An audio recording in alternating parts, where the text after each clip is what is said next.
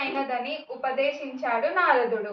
3 లోకాలలోనూ ఎవరి మీదనైనా నవగ్రహాల ప్రభావము తప్పకుండా ఉంటుందని, అందులోనూ వివాహయత్నాలను ఆటంకపరచగల కుజునికి సంప్రీతిగా జప, హోమ, దానాదులు చేయడం శ్రేయస్కరమని కూడా నారద మహర్షి పలికాడు.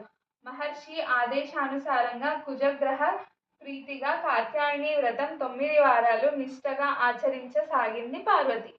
ఇదిలా ఉండగా ముల్లోకాలను బాధిస్తున్న తారకుడనే రక్కసుని ఆగడాలు మరీ అధికం కావడంతో ఇంద్రాది దేవతలు బ్రహ్మ వద్దకు వెళ్ళి మొరపెట్టుకున్నారు.